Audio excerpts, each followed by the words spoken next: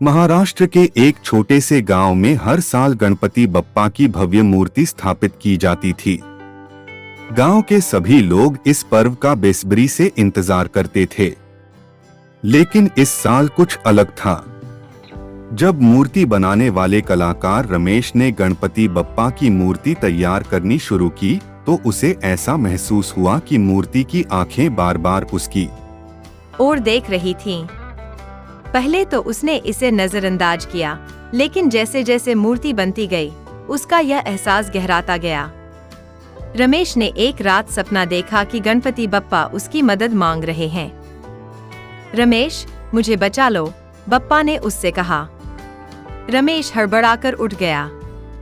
उसे कुछ समझ नहीं आ रहा था, लेकिन उसका दिल कह रहा था कि कुछ अनहोनी होने वाली है। उसने अपनी पत्नी को बताया, लेकिन उसने इसे महज एक सपना समझकर हंसी में टाल दिया।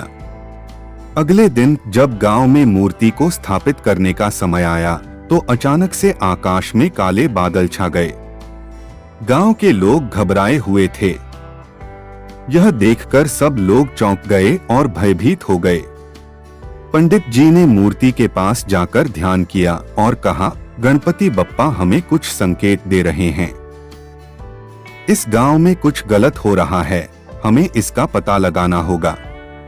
गांव के बुजुर्गों ने बताया कि कई साल पहले इसी जगह एक प्राचीन मंदिर हुआ करता था, जहां भगवान गणेश की मूर्ति स्थापित थी। लेकिन मंदिर के पुजारी ने मंदिर की जमीन बेच दी थी, जिसके बाद से ही गांव में अनहोनी घटनाएं होने लगीं। लोगों ने मान लिया कि ये सब उसी पाप का परिणाम है। रमेश और गांव के लोग मिलकर उस पुरानी जगह पर गए और वहां खुदाई शुरू की। जैसे ही खुदाई शुरू हुई, जमीन से गणपति बप्पा की एक प्राचीन मूर्ति निकली जो वर्षों से गड़ी हुई थी। गांव के सभी लोग चकित रह गए।